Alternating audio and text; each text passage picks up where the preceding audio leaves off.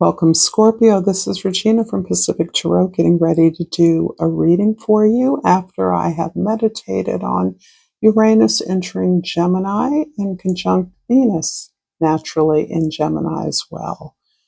And that energy in and of itself, despite in addition to the fact that it is forming a beautiful sextile trine with Pluto in Aquarius and Neptune and Saturn in Aries, is talking to me about the emergence of the divine feminine, not only in the world, but in each of us.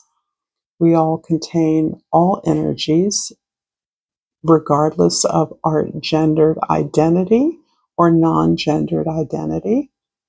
And we are at a place where our own gifts, our own talents, this ability to express love, not only to others, concern, attention, compassion, but towards ourselves, and integrating this energy into every aspect of ourselves. And in that way, recognizing possibilities that have not existed before to express ourselves whole, complete, with loving intent, understanding that it must benefit us first before it can or we can be of benefit to others. So this is a beautiful lesson that we are all experiencing in our own way, but it is absolutely in direct assistance to the planet in whatever way you understand that to be. Your overall energy, Scorpio, is the Six of Swords, and this is about a recovery. It's about healing.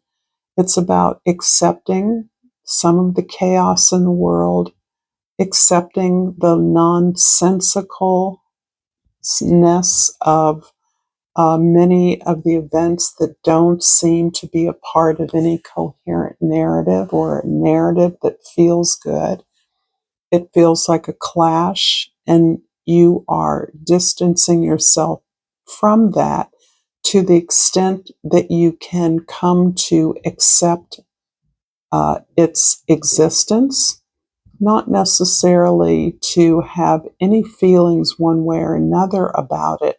You certainly understand it's towards gaining peace, but you certainly understand that whether you control these events or feel that you don't, and of course we don't, you have a position. You understand that your greatest value will be in being whole and staying at peace to whatever degree you can. So this recovery is to large degree about maintaining and sustaining a sense of peace, faith, belief in what you believe, understanding and accepting that these forces are available as opportunities for us to exercise, bring our better natures or our higher understanding to them so that we can be effective in creating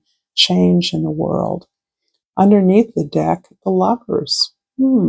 So you have choices to make regarding many of this chaotic social events, unpredictable events, a kind of noisy clamor for many of you who are so sensitive, so incredibly empathic, picking up on so many finer details of the energy. And by finer, I don't mean better. I just mean sometimes more intense, harsher aspects of the repercussions of many of the social events in the world. You're making choices about what of those you can, in fact, engage in productively, where you can show up as the person you believe yourself to be, engaged with others who share your goals and alignment. I'm going to start with a crystal oracle, and I like this Sunstone Empowerment. I like that very much. I am empowered in all areas of my life. This is really a lovely counterpoint to this sense of release and recuperation that you may be experiencing right now. This desire to detach yourself from all that doesn't work. Certainly, your feelings, this need to be neutral so that you can tap into the sense of power that you do possess. This is a general reading, Scorpio. It's not going to resonate for everyone. If you're interested in a personal reading, please check out the description box below. If you find that this reading does vibe with you, please like this video. Please share this with others. I welcome your comments and thoughts. And please subscribe to my channel, Pacific Tarot. It helps me a lot. I appreciate your time. I appreciate all that you do to support me in whatever way that is. So the 10th house is about the way that you see yourself in the world and the way others see you in the world. The Chariot is beautiful. This is you accepting all that you are, understanding that you are unique for a very valid reason. And in order to express that uniqueness, to work your own magic, your talents, your gifts, you need to focus on where you're moving. That means saying no to distractions, saying no to unsolicited requests or unreasonable demands on your time, so that you can focus on what feels like a very important project to you. There's a completion here that you are looking to wrap up something you may have worked on for a very long time that has been in pieces, and it's taken you a while to collect yourself up, collect your thoughts, your ideas, the efforts made to date in order to focus those in a successful way. In the first house, the Knight of Pentacles is describing your ability to hold the line. I do feel that this bears upon something that you are completing, but you are needing to envision it in a fresh way, to look at what you have so far, pulling pieces together, if I'm going to use that creative process metaphor, so that you can reorchestrate the pieces around a theme, around a vision that is fresh, that is new. It's almost like a response to a call that you feel you're getting from all these bits of information, the impact of the media, the news, stories, the information you're gathering is helping you to repackage something you've worked on disparately over a long period of time. And now you're seizing the moment to picture what that whole thing is, what that whole project is. Not necessarily its end, but the next step to take in order to move it in a direction that feels more authentic to your vision, your higher vision, your path. In the fourth house, this is the house of your soul, your family. Sometimes this is family of origin. The Five of Swords is about really some very hard work that you're doing. You may have received some intense criticism or feedback from something or bits and parts of a project that you've put out, and you're grappling with externalizing the feedback as not being a reflection of you. In other words, you're recognizing that some of the criticism you may have received is sometimes about you and not about your project or what it is that you have submitted for review or approval or participation. Instead, you're understanding that you can pay attention to and pick up the threads of things that you find value in.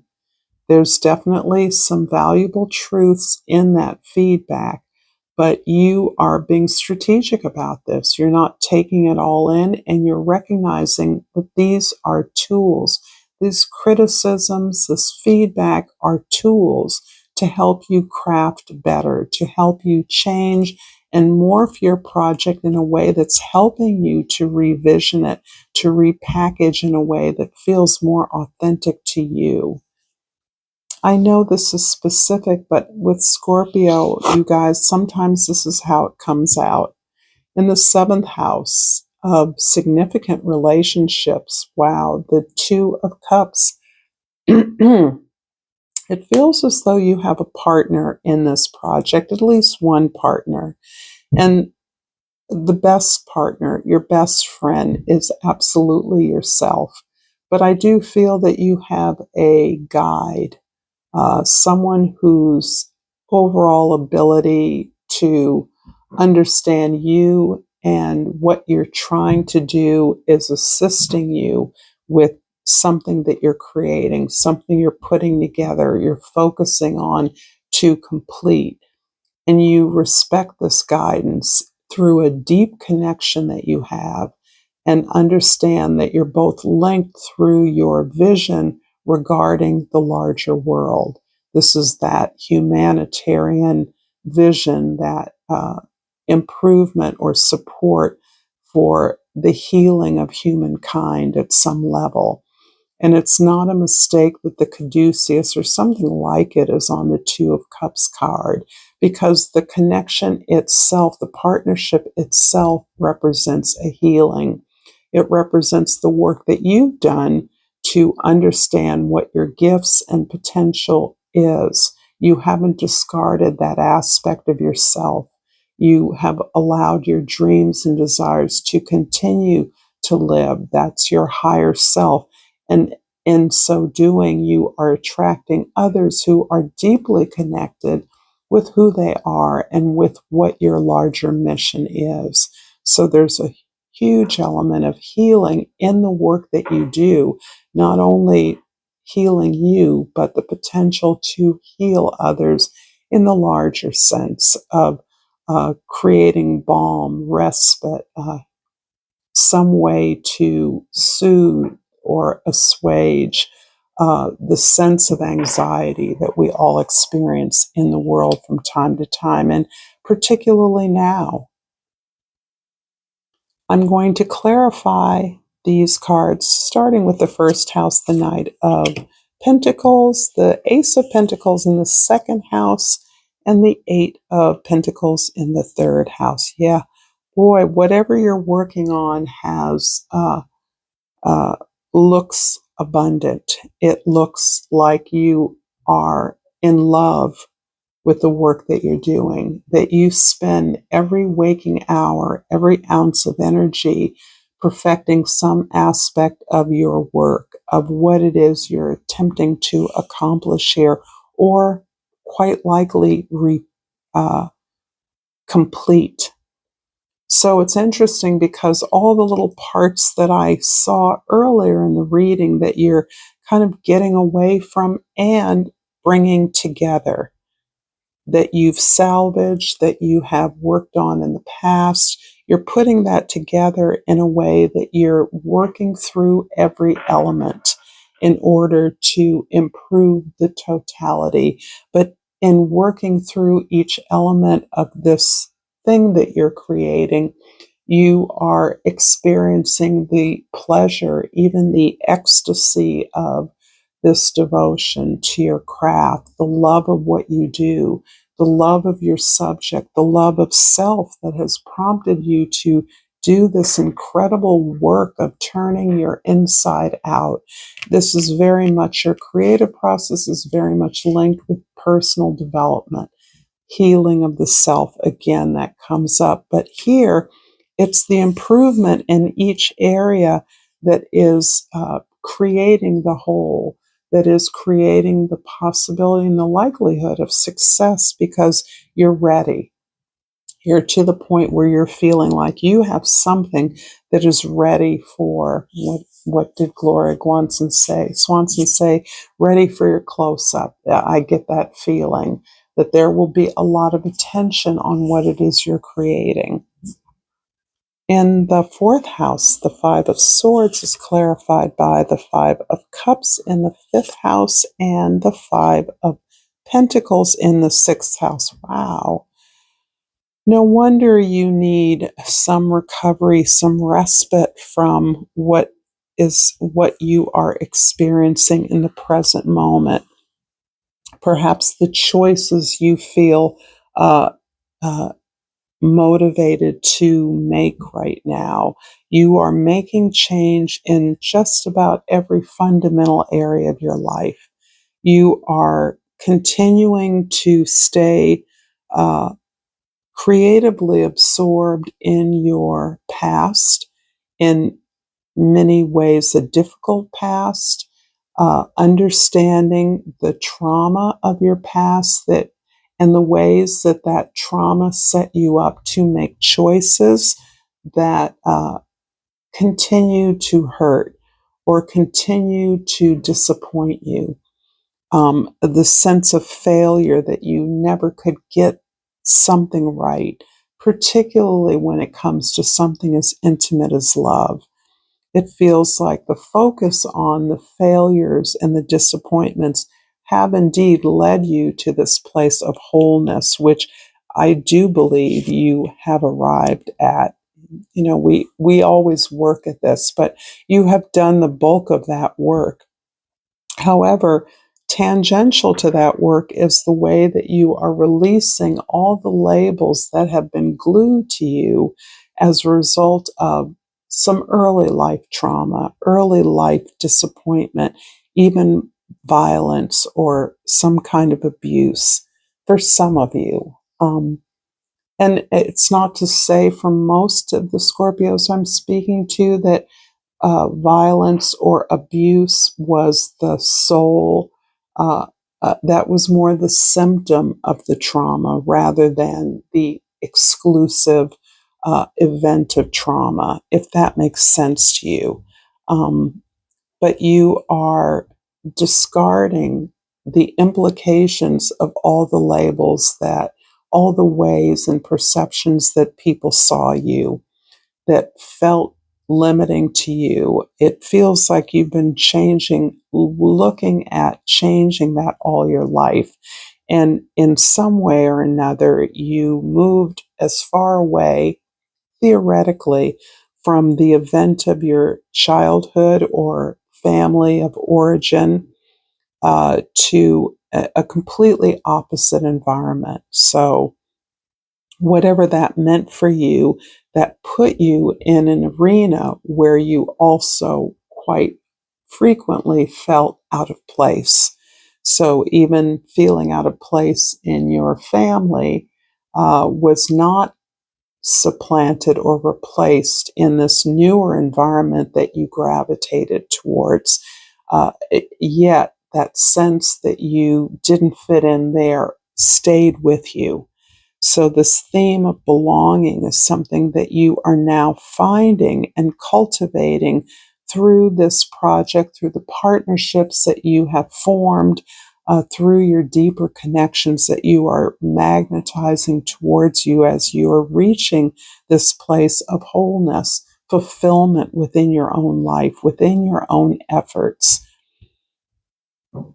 The seventh house, Two of Cups, is clarified by the Page of Cups in your eighth house and the Three of Pentacles in your ninth house. You are so open to looking at this damage that you've done. And in fact, I'm seeing more and more the kind of physical exhaustion, almost a kind of draining. It's almost like this boat has a hole in it.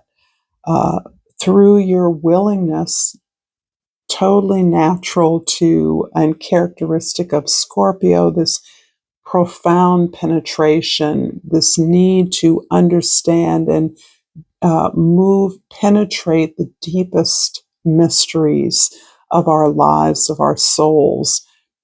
This is what keeps you in this creative spin. This is a positive aspect of your ability to build from this disappointment, this heartache, this pain, this suffering you've endured, is your ability to live through your imagination. It's almost as though you found a way to cope with difficult conditions through your dream life, through your imaginative life. It's as though you weren't really there. You weren't really in your body when you experienced things that weren't necessarily on the face of it jarring.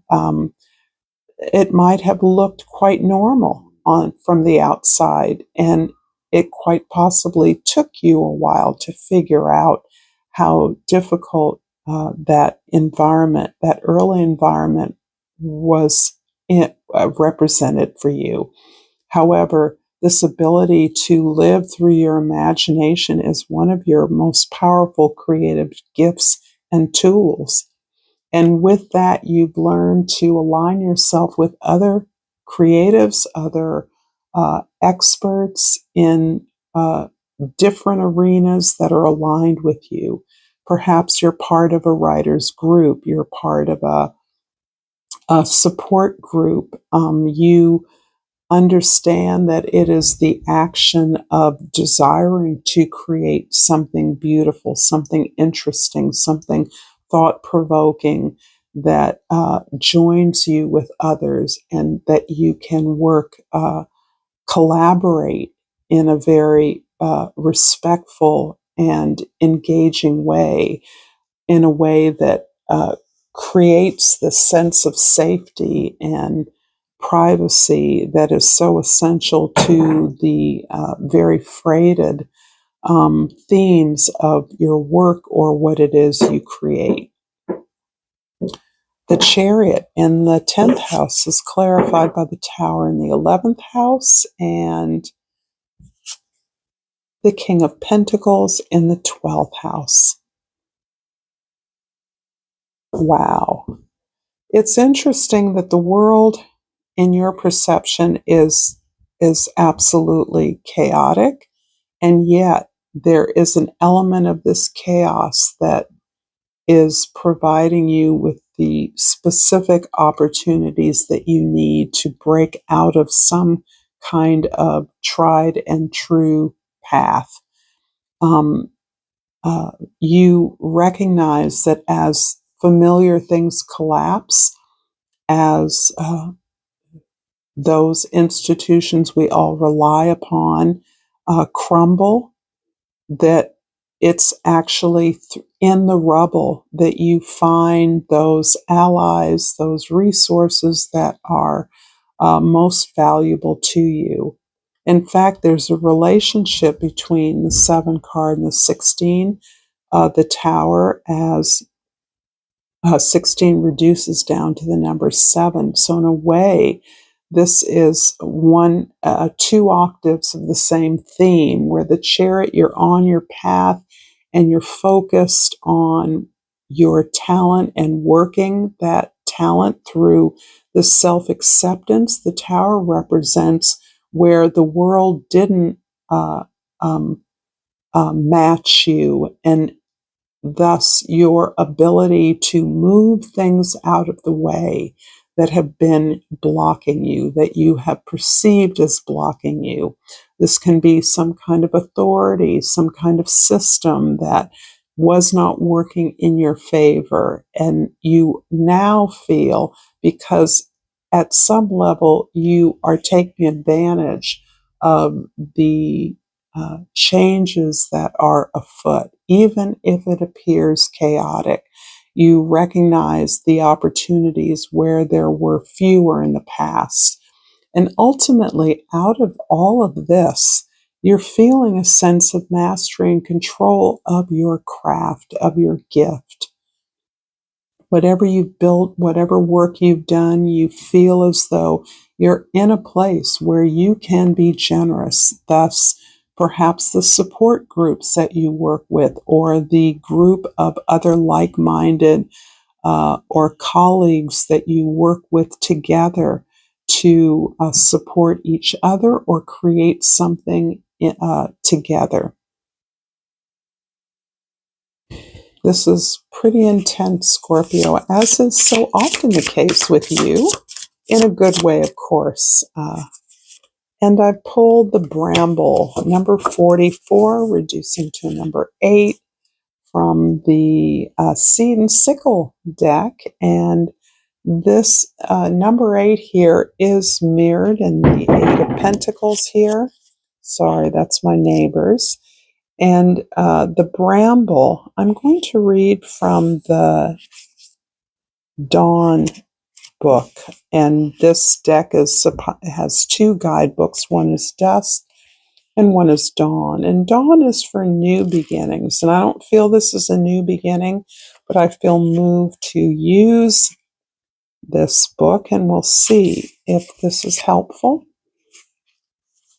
You can never be too prepared for the next curveball. Even if things seem to be going well right now, take a moment to consider what pitfalls might lie ahead and how things can go wrong. Now, even in the worst case scenario, you'll be ready to catch yourself before you fall. Just like the bramble always protects itself against disaster, so too will you be safe from the worst of the fallout. That's so intriguing to me. I'm going to read Bramble in the Dusk guidebook, which is more relevant to our own personal, intimate process. So let's see what this can tell us about the Bramble card. And this is just one of the reasons why I love this Oracle deck so much. Seed and Sickle. And this reads, a difficult time has made you feel exposed and raw. There's no shame in feeling vulnerable, but the world moves on at its own pace, and there may be further challenges down the road that you want to feel prepared for. Draw on the bramble's natural protective and healing properties to help you rebuild your defenses.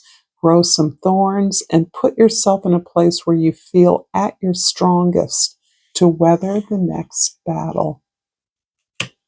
Thank you so much, Scorpio. If you've enjoyed this content, check out more here, and until next time, namaste.